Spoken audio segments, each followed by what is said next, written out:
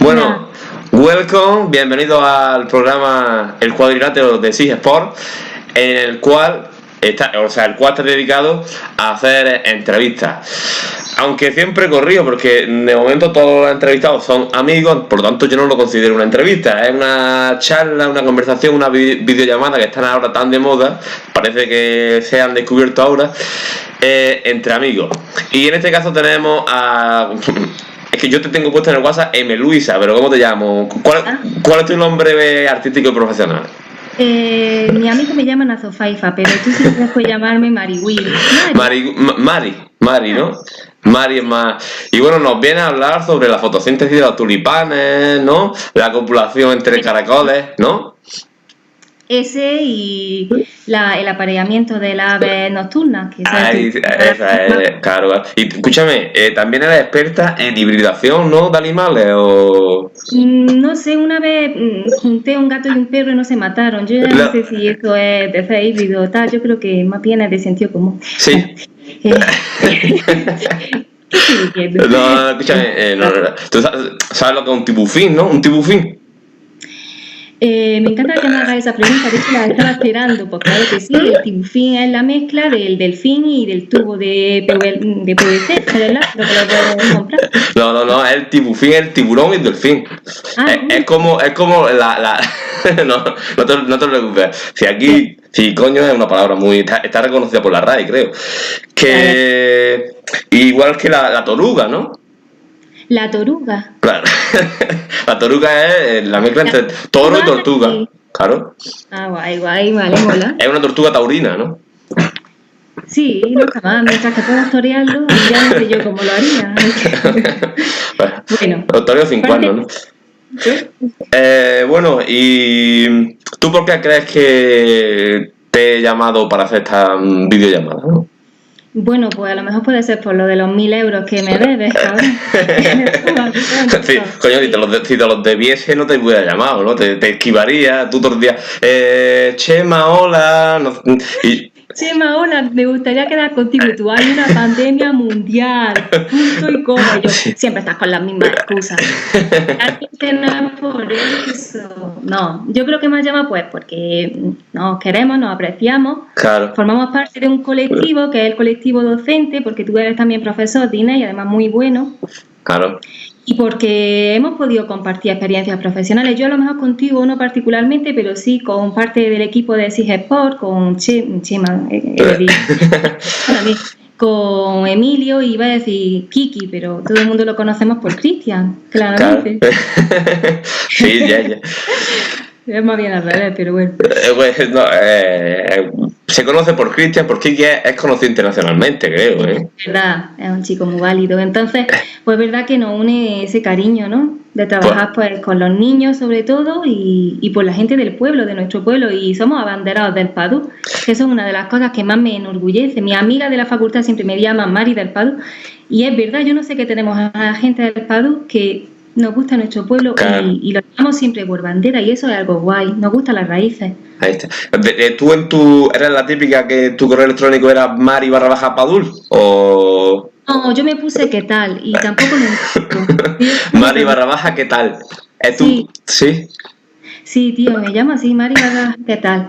Y luego me hice un hotmail más profesional cuando empecé a trabajar y eso, y para temas de universidad, y nunca lo recordaba. Entonces digo, no voy a perder mi esencia. Así que, Mari, ¿qué tal? Porque me gusta preguntar, ¿cómo estás, Chema, por cierto? Yo estoy bastante bien, no me puedo quejar, la verdad. O sea, me alegro.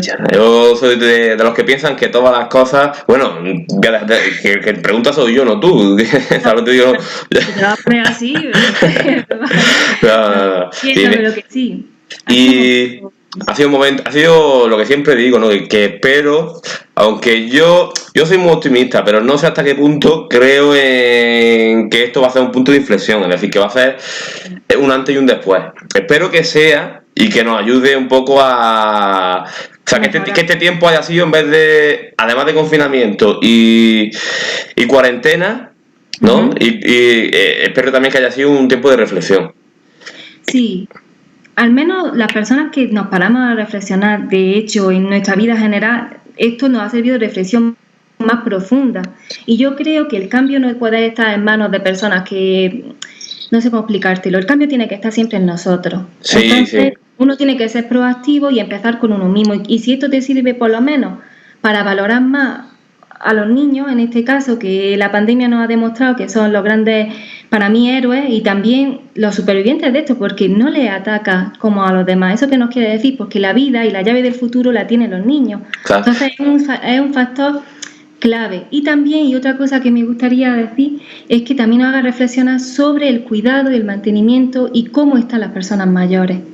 Para mí, de gran importancia, la eliminación por lo menos, o el cambio de paradigma en cuanto al cuidado de las personas de la tercera edad, y sobre todo el tema de las residencias, que yo creo que es algo que a mí personalmente me ha chocado y me ha afectado mi sensibilidad como persona, y creo que debe de haber un cambio generacional y evolutivo, una revolución en ese sentido. Yo creo que es algo que nos tenemos que plantear.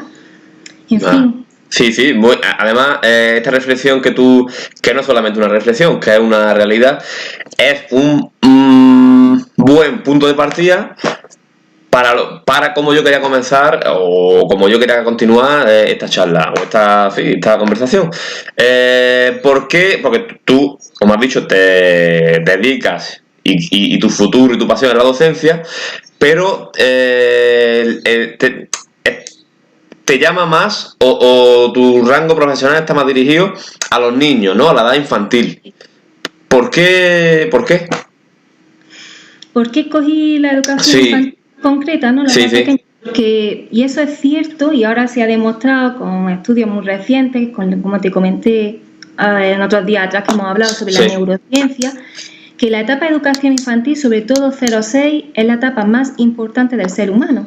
Y muchas veces pasa que los padres y la familia y las personas en general ahorramos para la universidad cuando deberíamos de invertir todo nuestro dinero, todo lo que tenemos en la etapa de educación infantil, porque es la que forma y desarrolla la personalidad de los niños, de los seres humanos, y también una característica muy importante, y es que hay etapas, sobre todo en el 0-3, que María Montessori la llama como periodos sensibles, que solo ocurren una vez en la vida, no vuelven a pasar.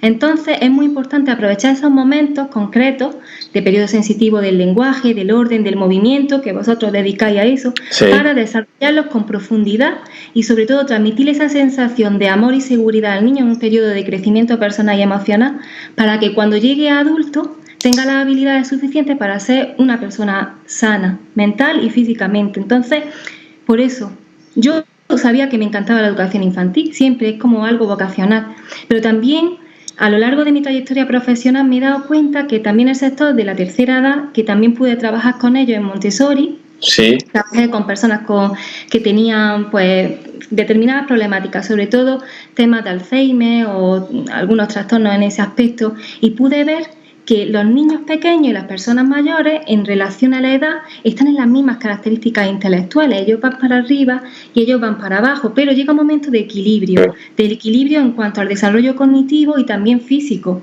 Entonces tienen aspectos de trabajo muy comunes, y los dos aspectos de trabajo que son en concreto más importantes es darle autoestima, darle autonomía y respeto. Cuando a una persona mayor le quita estas cosas, pierde las ganas de vivir, y es por eso que muchas personas mayores, cuando entran en las residencias que les quitan o les brindan o les franquean esa posibilidad de ser autónomos, de tener sentido en su vida, fallecen.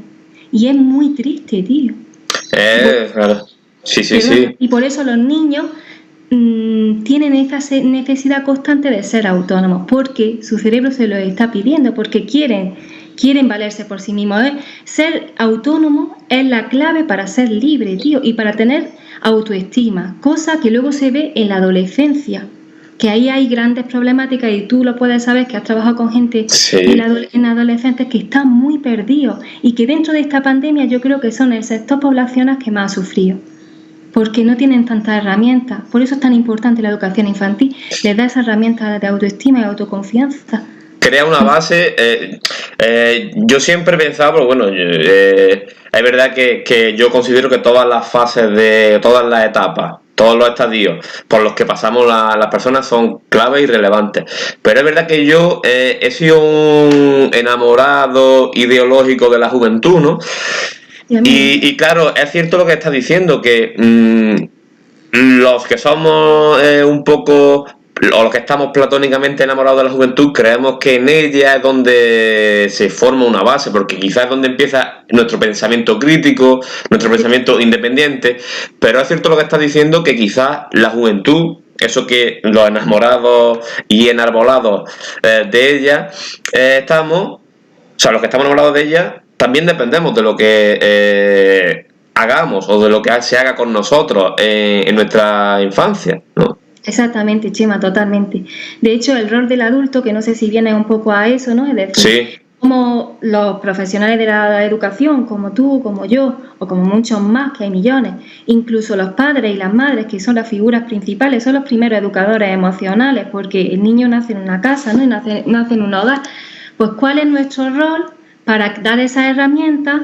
Y cómo es importante que las personas que trabajamos con niños brindemos un ambiente tan rico de estímulos, de creatividad y de seguridad para que cojan ese bagaje, ¿no? Y esa herramienta, por así decirlo, para convertirse en unos seres humanos, tío, que estén capacitados para vivir en un mundo reformador, crítico y también pues comprometido con la comunidad de la vida. Es que se nos olvida lo más básico, el querer a las personas que hay a nuestro alrededor y también un poco el planeta y el desarrollo de la vida en general, ambiental, que para mí también es importante y quizás es algo que parece ahí mucha más, pero es muy real, porque tenemos que estar comprometidos con donde estamos y hacerlo sensible a los niños hacia eso, ¿eh? Sí, sí, sí. Sí. En los padres y en los docentes, sí. Bueno, quería comentarte, ¿uno depende de la confianza en sí mismo o la confianza en sí mismo depende de uno? Pues yo creo que no sé, la confianza en uno mismo es algo que se tiene que desarrollar, pero es la base para que tú seas cualquier persona. Si tú no confías en ti, no tienes, por así decirlo, esa autoestima necesaria para desarrollarte como ser humano, es muy difícil llegar a nada. Es decir, muchas veces yo lo trabajaba en un grupo de mujeres hace ya unos años, estaba yo de práctica, sí. Y lo hablaba mucho, sobre todo en cuanto al tema de las relaciones de pareja o relaciones personales. Decía, ¿cómo puedo o cómo alguien va a querer a alguien, a otra persona, si no se quiere a sí mismo? Entonces, la base de todo es quererse, y ese amor que te da o te brinda a ti mismo te hace tener esa confianza suficiente para vivir, porque es importante. Y cuando hablamos de confianza no hablamos de ego, eso ya sería otra cosa, pero tampoco de minusvalorarnos. Yo creo que había una etapa, sobre todo la gente de nuestra edad, en la que, no sé si ha sido por este sistema económico, el capitalismo, el desarrollo socioeconómico que es lo que nos brinda la vida, no nos sentíamos nunca, no nos sentimos yo misma satisfechas con nada. No tenemos confianza hacia nada y todo lo que hacemos le ponemos pega, o creemos que no nos lo merecemos o que hay alguien mejor. Y yo, una de las reflexiones que he sacado y que también he trabajado mucho psicológicamente conmigo misma, de decir, vale, Mari, no hay nadie peor que tú, pero ni mejor, es decir, ni soy la mejor ni tampoco la peor. Y quizá eso es importantísimo. No sé si respondo a tu pregunta. Sí, me responde y además la sobrepasan, ¿no? Es cierto lo que dices, que al final no paramos de compararnos y no sé si, como tú bien has dicho, ¿de dónde viene esto? Si es la propia sociedad la que nos envuelve en un mundo en el que las comparaciones y los superlativos están al orden del día y no nos conformamos con ser simplemente nosotros, sino con vernos por encima del que tenemos al lado. Pues mira, te voy a dar una respuesta guay, porque hace poco estuve leyendo un libro que lo recomiendo a todo el mundo, es de David Bueno. David Bueno es un profesor de una universidad de Barcelona y ahora mismo es, por así decirlo, el más puntero en cuanto a neurociencia. Sí. Y hablaba esto de la confianza y sobre todo del respeto a uno mismo, ¿no? Cómo muchas veces no brindamos, no ponemos límites en nuestra vida personal, social o lo que sea, principalmente porque no nos respetamos a nosotros. Y hablaba de una cosa que se produce en la infancia, y ya me vengo a lo mío, del trabajo tanto de como docente, y es el abuso del refuerzo positivo. Fíjate lo que te digo, Chema, si siempre cuando trabajan los niños hacen un trabajo, siempre vienen para que nosotros los docentes, supuestamente los adultos que sabemos más que nadie, reforcemos positivamente y evaluemos eso como bueno o malo, las personas siempre vamos a tener como esa tendencia a esperar que los demás nos digan si lo que hacemos nosotros está bien o mal. Entonces no confiamos en nuestro propio criterio. Y es verdad que ahí, por ejemplo, Montessori o la pedagogía respetuosa, en este caso la que yo más conozco, que es Montessori, trabaja perfectamente porque al niño no lo refuerza positivamente, simplemente lo que le da es aliento. Cuando un niño hace cualquier trabajo no lo evalúa, porque si lo ha hecho bien o mal, pero desde su punto de vista, sino que simplemente le da la enhorabuena. Y sobre todo una cosa muy guay, que es una cosa que yo he aprendido a lo largo de la vida, que es preguntar: oye, ¿qué te ha gustado lo que has hecho? ¿Tú cómo te sientes? ¿Crees que has podido hacer todo lo mejor de ti? ¿Has dado todo lo mejor de ti?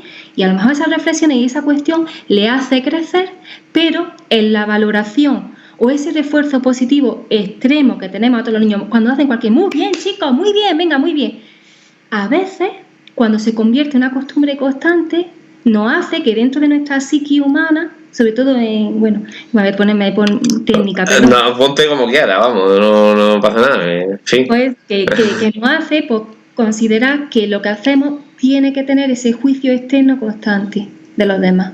O sea, dependemos del feedback, ¿no? Todo constante. Feedback constante, o sea, no podemos hacer un esfuerzo enorme o no esforzarnos lo más mínimo, que al final lo que cuenta es lo que el resto puedan pensar de nosotros, ¿no? Lo que cuenta es lo que piensan los demás de nosotros y además el resultado, que es cierto que es importante, pero también de acuerdo a lo que queramos aprender. Y lo digo, por ejemplo, en vosotros que trabajáis a nivel deportivo. A lo mejor estáis trabajando a nivel local con un grupo de chavales y a lo mejor en ese proceso de trabajo que tú haces con tus niños, como te he visto trabajar muchas veces con los más chicos, con José Fernando, que es el niño que conozco, que quiero mucho, de Patri, has trabajado con ellos valores, equipo, el quererse, el cuidarse. ¿Vale más que ganen o que pierdan o toda esa trayectoria? Entonces, los resultados son importantes, pero sobre todo tendrían que educarnos a valorar el camino. Y es muy bonito, una frase dicha, pero no lo valoramos, Chema. ¿Cuántas veces nosotros que hemos pasado por fases de oposiciones, yo misma, me he sentido la persona más fracasada del mundo? Y no había forma humana de abrazarme, ¿no? O de consolarme. ¿Por qué? Porque realmente consideraba que el resultado o que esa nota o lo que sea era yo. Ese 6, ese 7, ese 8, ese 9 era yo. Y eso es lo malo de la calificación y lo malo de todo el rato evaluar. No, perdón, evaluar no, calificar. Exactamente, sí. Otro aspecto que me gustaría comentar contigo es ese, es si las personas podemos llegar a ser números, como realmente en aspectos tan relevantes como por ejemplo la calificación, o cuando entras en una universidad, o para todo ya vamos con un chip, o eres este número, o has llegado hasta esta nota. ¿Crees que realmente el valor que tiene una persona o en esos valores se pueden cuantificar y pueden quedarse reducidos tan simplemente a un número? Claro que no, claro que no. Y es lo malo de todo eso. Cuando somos números no nos ponen cara.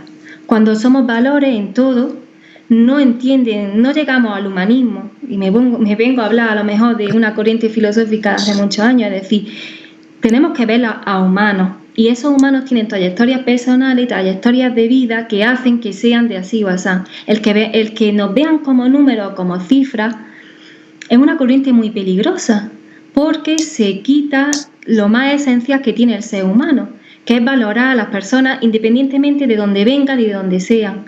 Entonces, es muy peligroso caer en eso, y es real que en lo que nos encontramos somos números en casi todo, ¿eh? Sí, sí. Ahora mismo lo estamos viendo, la pandemia se emite en números, no en nombres.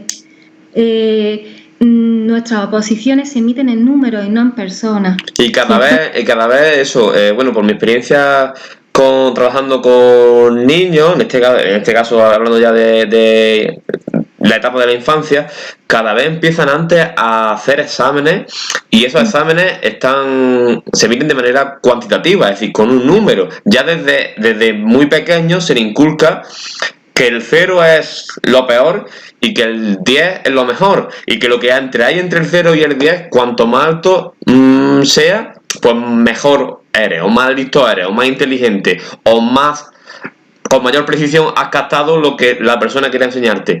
Pero es que en ese proceso existen muchas cosas que valorar y muchas cosas en las que centrarse, como para simplemente poner una etiqueta, ¿no? Claro. Porque, Chema, ¿sabes lo que pasa? Que venimos de un sistema educativo tradicional en el que se ha basado en la competencia y no en la cooperación. Cuando tú buscas la competencia en el aula, claro que el 10 es el mejor y el 1 es el peor, y eso realmente se pierde la esencia de escuela. La esencia de escuela es compartir y vivir en un entorno en sociedad y ayudarnos los unos a los otros para que nos brindemos la oportunidad de llegar a lo mejor de nuestro potencial, simplemente. Entonces, como bien decía, una evaluación cuantitativa, que es con números, rompe en gran medida por lo que se puede desarrollar desde humano, y sobre todo, y ahora hablo a lo mejor un poco de lo que son las inteligencias múltiples, una persona es un 3 en matemáticas, pero es un 10 en arte. ¿Quién dice que el arte es mejor que la matemática o la lengua? Es decir, una persona no puede ser un 10 en todo, ni un 3. Es complicado. Tonucci, que no sé si lo conoce, que sí, que tiene una viñeta que es Frato, tiene una muy perspicaz que me parece súper guay. Y dice, si evaluamos a todo el mundo como si fuera un elefante, pues los monos no tendrían nada que hacer. Es decir, cada persona, y ahí radica lo importante, es que somos diferentes, pero es que además es bueno que lo seamos. Y esa individualización tiene que llevarse a una personalización. Por eso la evaluación debe ser cualitativa, y los profesionales en educación tenemos que investigar y aprender más para poder hacerla, sobre todo con toda la carga burocrática que hay, y que también supone que muchos docentes que trabajan en escuelas públicas pues tengan ese peso para no poder a lo mejor evaluar de una manera más equitativa o más justa, quizás, ¿no? Puede ser. Efectivamente. Así que me he puesto intensita, pero bueno, aquí ya te digo que tú siéntete como si estuvieras en tu casa, ¿no? Ya. Veo que te has puesto en el mejor rincón que tienes ahí, con tu sofá, tus cuadros, ¿eh? Ha estado todo pensadico ahí para que te guay. No. Y bueno, a todo esto, ¿te gustaría ser madre? que me atraganto, como dice la veneno.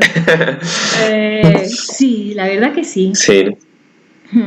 Pero yo creo que para ser madre, igual que para todo, tu cuerpo y tu mente te lo tiene que permitir, te lo tienes que notar. Y es verdad que yo hace poco que me noté que digo, tío, me apetece. Y yo creo que por eso, en cuanto a todo, hay que respetar los ritmos de la vida y de las personas. Y también esa presión que tenemos intrínseca las mujeres de tener que encajar en un patrón constante y duro, de tener que ser la mujer perfecta, que quieras tener hijos, que seas amable, que seas coqueta, que tenga buena presencia, amabilidad, dulzura. Entonces es muy doloroso para gente como yo lo he pasado, que yo tengo 32 años, 33, y llevo toda mi vida, porque mis amigas a lo mejor han tenido esa experiencia antes, sintiéndome muy culpable. Y eso no debe de ser, porque a veces nos brinda la sociedad ese sentimiento de culpabilidad. Hay que romper con la culpa. Sí, el arroz no se pasa, y si se pasa, pues te hacen unas papas a los pobres. Y si se pasan las papas a los pobres, pues unos tomates fritos, en fin, cada uno se come el arroz cuando le da la gana. Y si no quiere comérselo, pues no se lo come y ya está. Así es. A la parrilla. Claro. Y creo que las verás, ¿no? Pero ¿qué diferencias encuentras o qué diferencias puede haber entre educar a un hijo y a un alumno? Pues bastante, porque en casa la educación se puede transmitir como sistema o valores de cultura, que también lo existe en la escuela. Pero es decir, que una persona realmente donde adquiere la cultura de su vida es en la casa. ¿Por qué? Porque aprende a ser...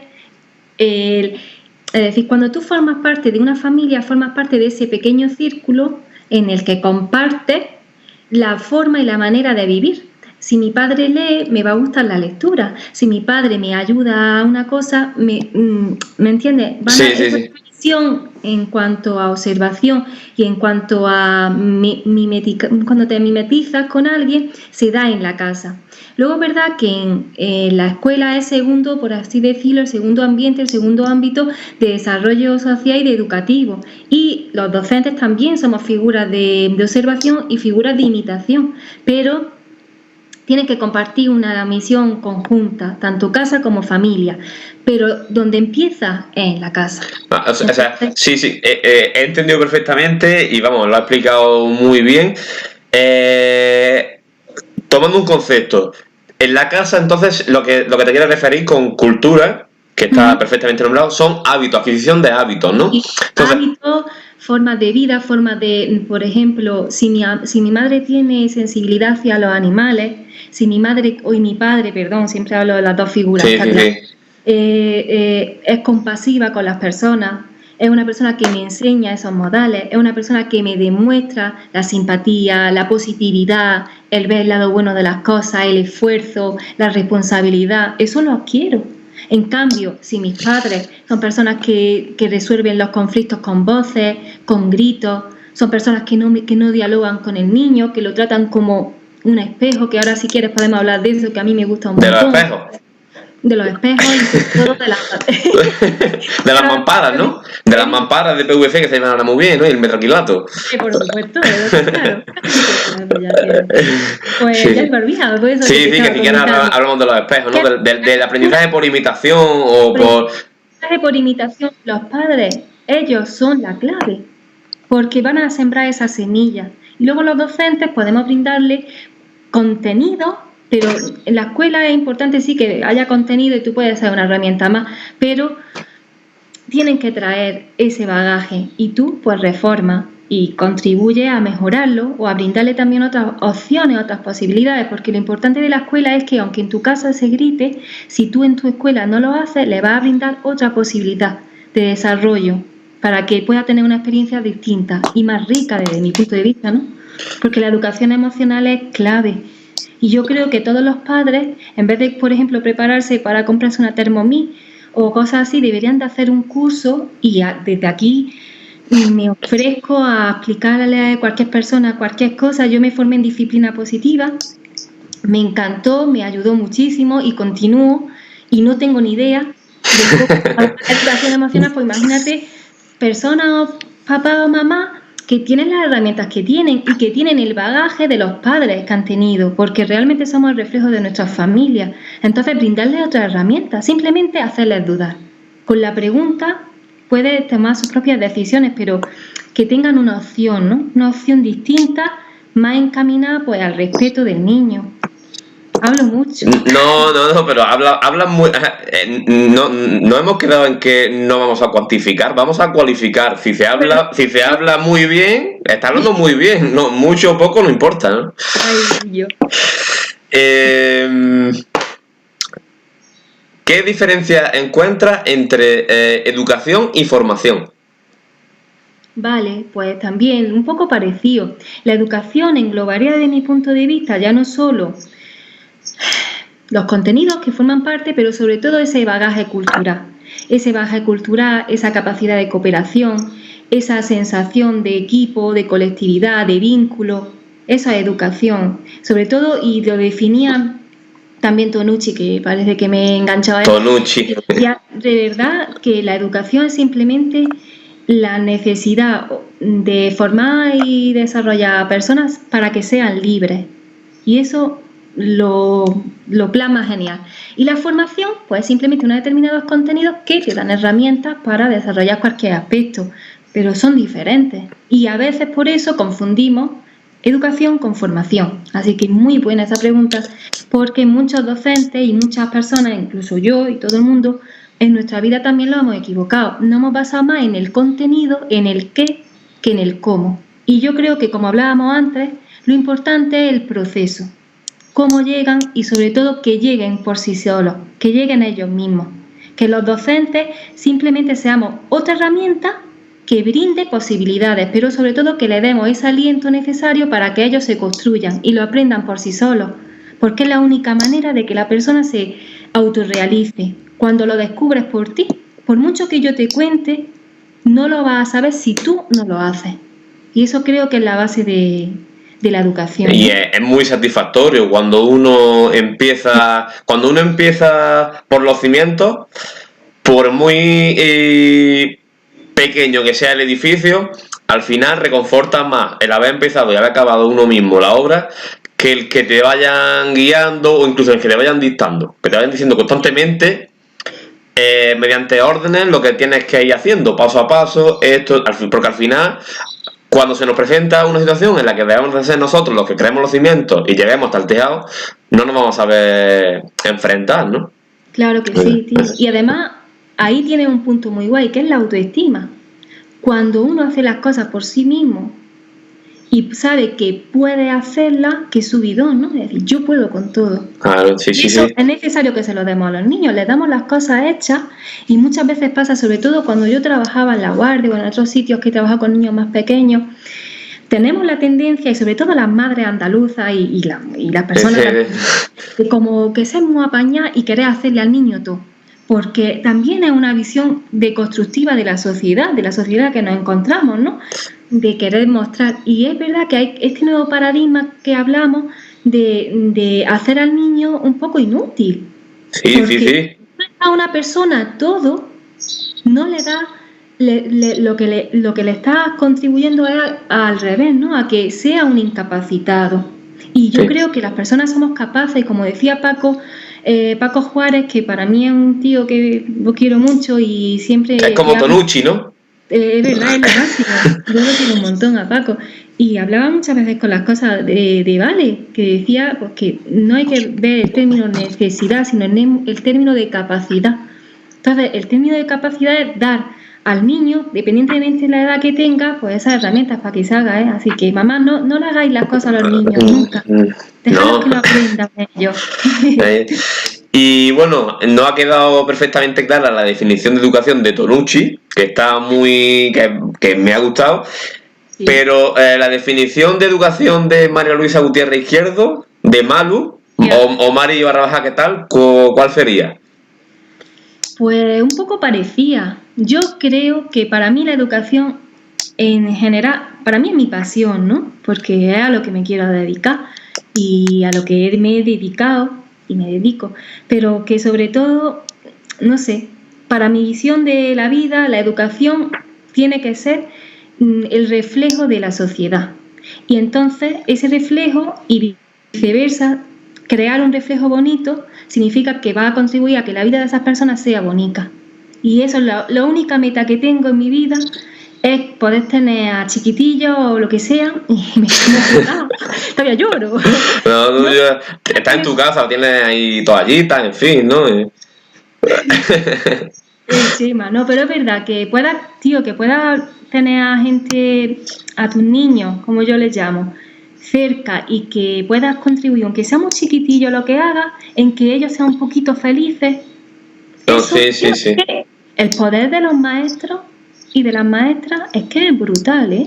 Puedes cambiar la vida de la gente. Es que el tener un buen o un mal maestro no debería ser suerte. Mira, mi niño ha caído con esta, qué alegría. Tiene que ser un derecho.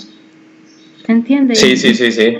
Que es a lo que tenemos que abogar todos, ¿no? ¿Y crees que, o sea, perdona que te interrumpa, es que me ha venido una pregunta.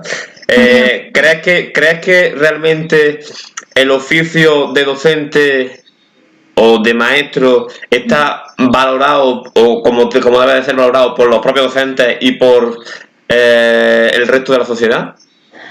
Pues yo creo que por una parte sí y por una parte no. Es verdad que habrá personas que no lo valoren, pero habrá otras que sí. Yo creo que la valoración de cualquier cosa, y eso lo hablaba una vez con mi papá, digo, todo el mundo tiene que ser alcalde en el Padú.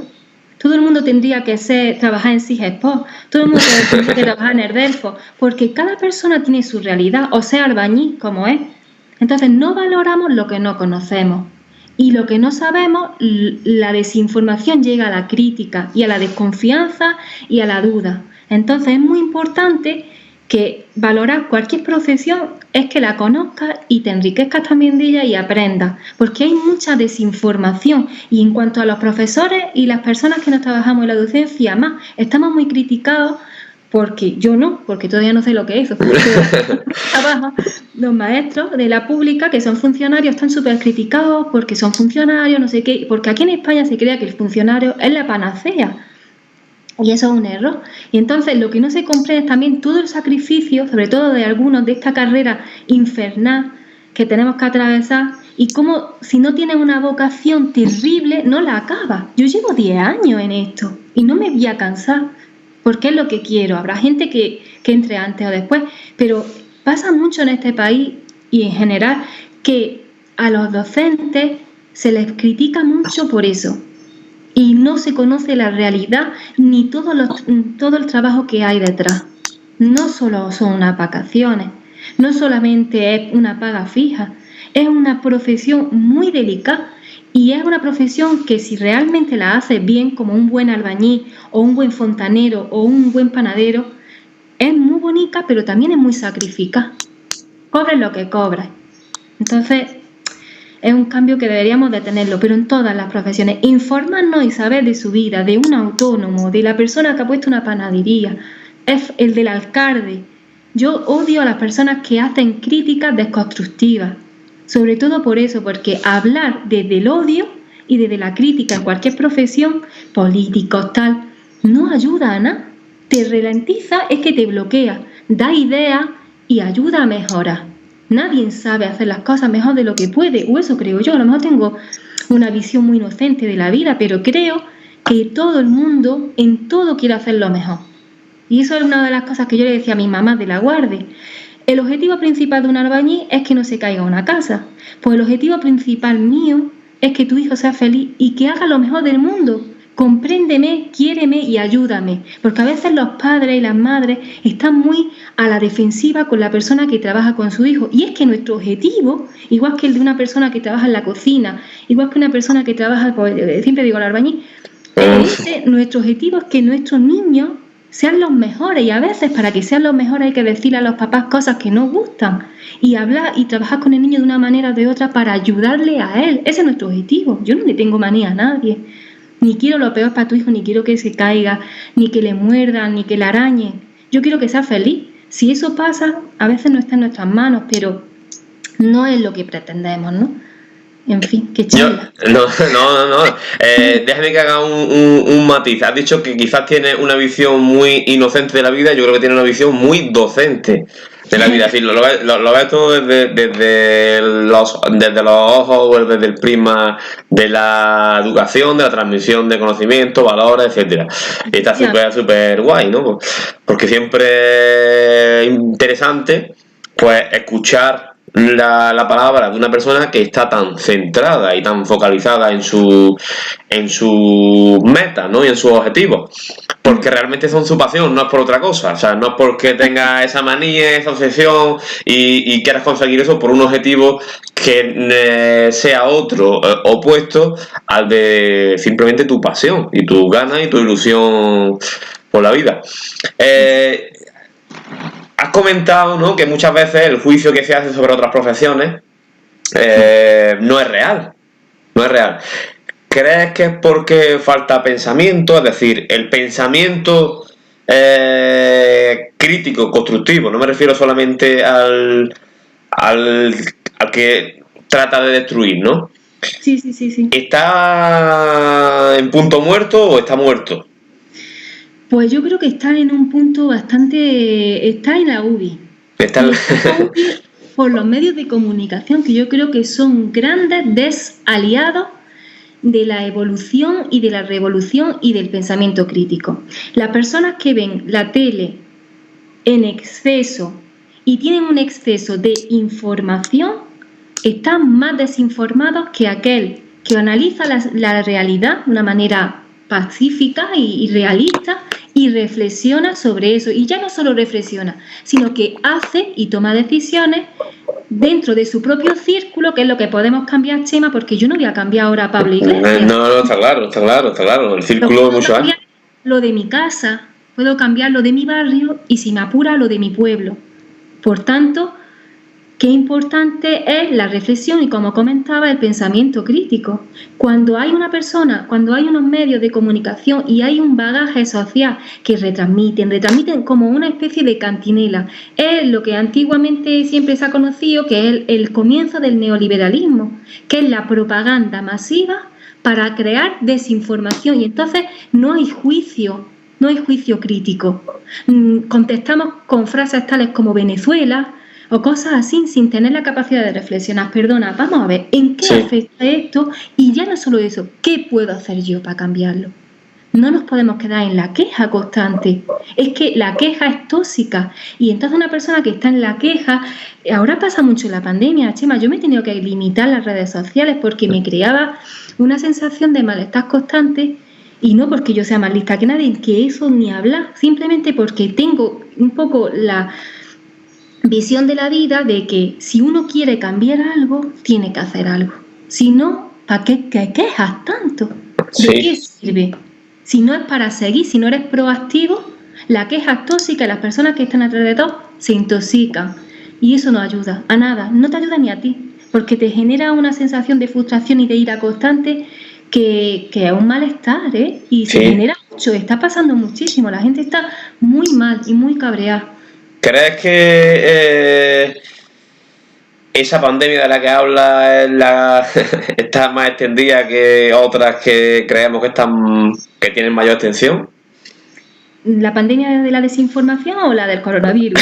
No, la pandemia de la que tú me estás contando, de esas personas tan tóxicas y que lo único que hacen es criticar sin documentarse y sin realmente estar seguros de la información que están criticando, sino simplemente es crítico por criticar. La pandemia de la envidia, la pandemia del rencor, la pandemia de la maldad, a esa pandemia me refiero.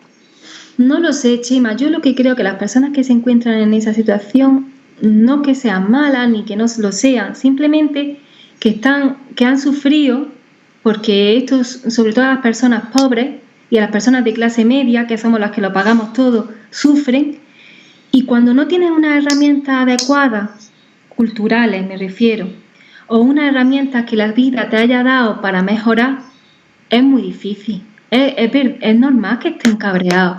Pero yo lo que digo no es que no sea malo estar cabreado, yo brindo la oportunidad de pasar del cabreo como una habitación por la que pasa para la reflexión y la mejora, porque si no, no avanza.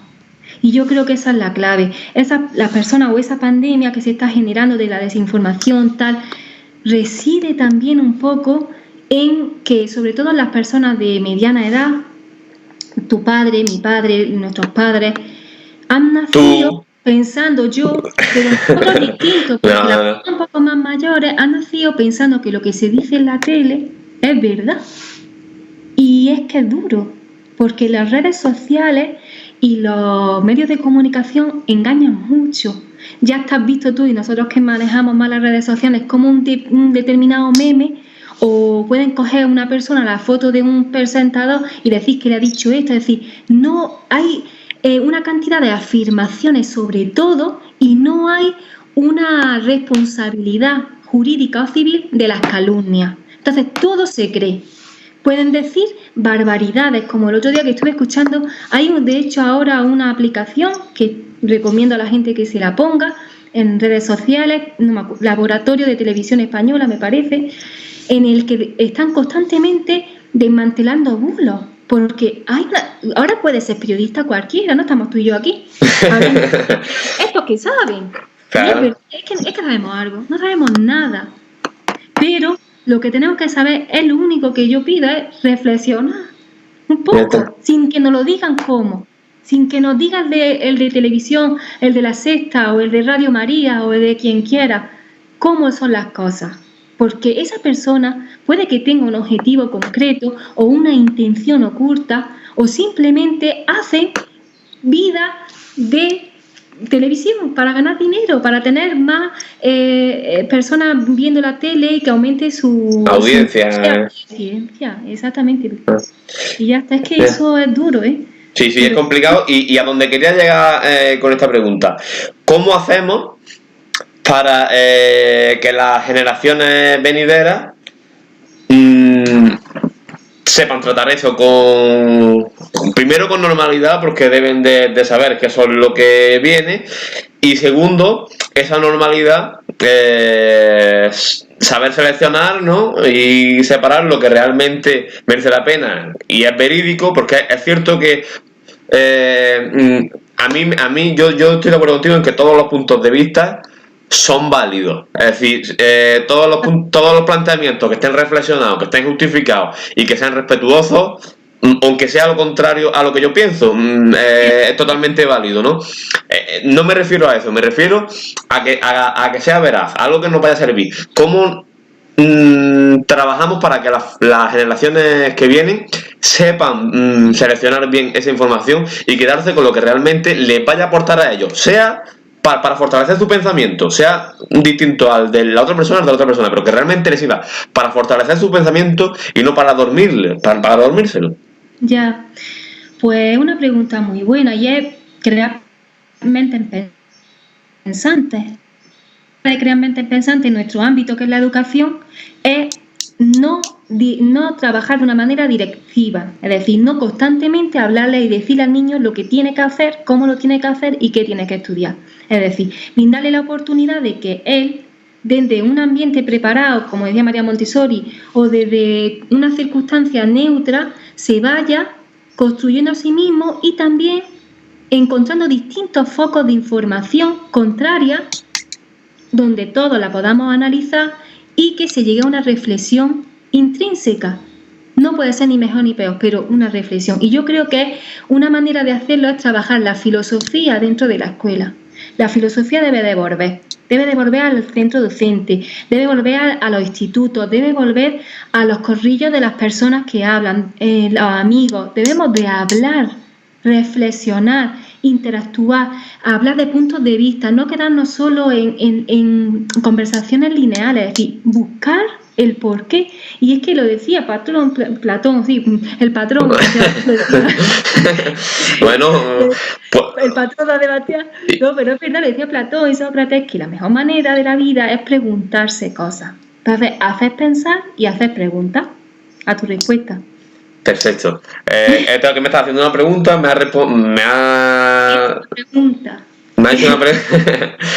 Pues, y ahora, ya para terminar, si te está haciendo amena la entrevista o no. ¿Cuánto? Estoy pasando muy bien, muchas gracias, Chema. ¿Tú tienes algún reloj ahí para controlar el tiempo de la entrevista? A las 6, llevamos una hora.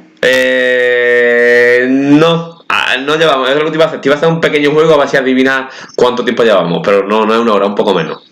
Pero bueno, da lo mismo, se ha pasado rápido, ha aportado muchísima información y es lo que cuenta. Entonces, me gustaría preguntarte.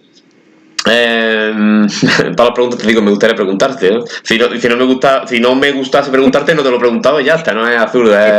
Sí, que tú eres muy de preguntar. ¿Cómo extrapolamos todo esto a la actividad física? Todo lo que hemos hablado. Ay, qué guay. Me encanta esa pregunta y a lo mejor tarde un poco.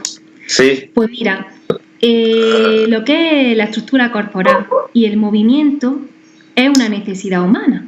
Los seres humanos somos mamíferos y nacemos con la capacidad de movernos. Y el movimiento está totalmente relacionado con la actividad física, pero este movimiento, que sería inicial y es a lo que yo me vengo, que a los niños, es la mejor manera de aprender. Aprendemos por los sentidos. Entonces, cuando nuestra estructura corporal está bien definida, hay un buen desarrollo de eso y brindamos la oportunidad de que haya un adecuado desarrollo motor, estamos hablando de que le estamos abriendo una puerta muy importante de aprendizaje.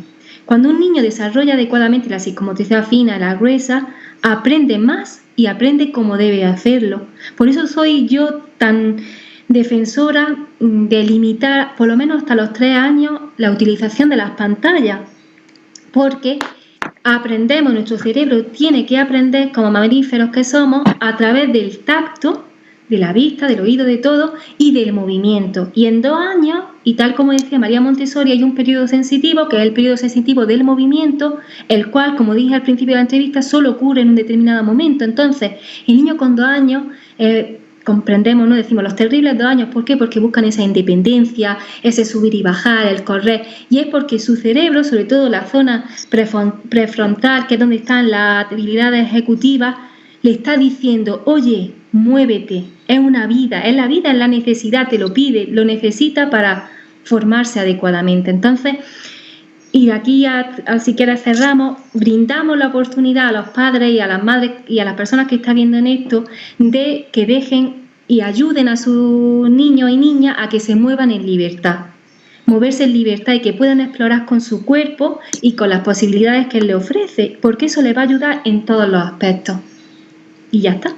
Pues si estuviésemos en un plato de televisión, ahora mismo lo que hubiese pasado es todo el público aplaudiendo, en fin, hubiese sido un disparate, ¿no? Como un concierto de Maluma, en fin, bueno, de Maluma, mejor de Joaquín Sabina, Los Beatles, en fin. Pues muchas gracias a ti porque nos ha aportado un punto de vista muy particular, que era la intención. Es muy denso en cuanto a información y a ideas. No, pero no me refiero a denso de manera negativa, sino de manera positiva.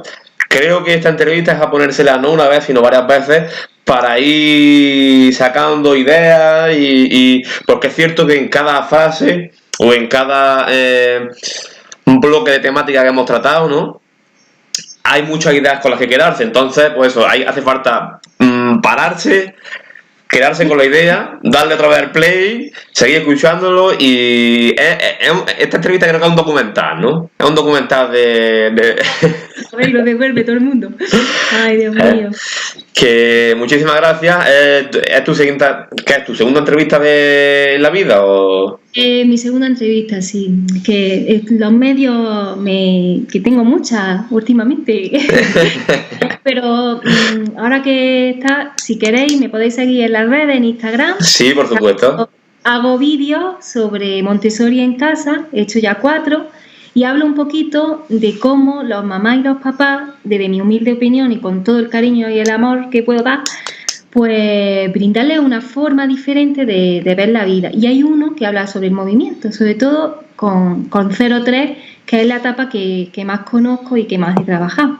Y ya está, Chema, te doy las gracias por haberme brindado esta oportunidad de hablar de algo que me apasiona, que me gusta, que me haya ofrecido también esta libertad de poder decir todo lo que yo quiero, como pienso.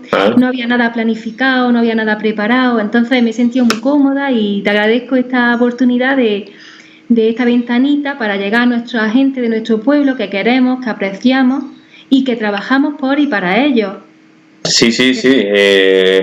Ya te digo, no sé si seguís o dejamos aquí porque es que estás quedando de lujo y entonces yo lo que voy a hacer es un poco empeorar el tema. Bueno, lo de sentirte cómoda imagino que será por el pedazo de sofá que tienes ahí, ¿no? Porque, en fin...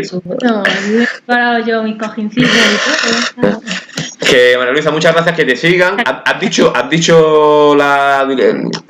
No le he dicho. Mira, en Instagram soy Mariwi con W al final y Y. Sí. Mariwi12 y en Twitter soy maestra pública. Así que para cosas de Montessori estoy más activa en temas de Instagram, lo que pasa que tampoco soy una profesional. Yo siempre digo que soy como una docente de, yo qué sé. Decente, ¿no? Una docente decente. De tú a tú, de casa, porque todo lo que hablo es desde mi opinión, desde lo que he estudiado, desde lo que he investigado, pero siempre con la duda y con la pregunta de que no es misa, ni mucho menos. Sí, docente de salirse al fresco, ¿no? Efectivamente, docente de salirse al fresco. Es que las definió, no hablábamos de todo. Adolescente de ir a comprar el pepe. Pues muchísimas gracias. Bueno, ya te digo yo a ti también que siga las redes de SIG Sport, si no las sigues. Sí, las sigo y además... Y las persigues, ¿no? Claro que sí. Así que... Muy bien, María Luisa, pues... muchísimas gracias y nos vemos pronto. A ver si es pronto y nos abrazamos. Un besito muy grande. Venga. Hasta luego. Hasta luego.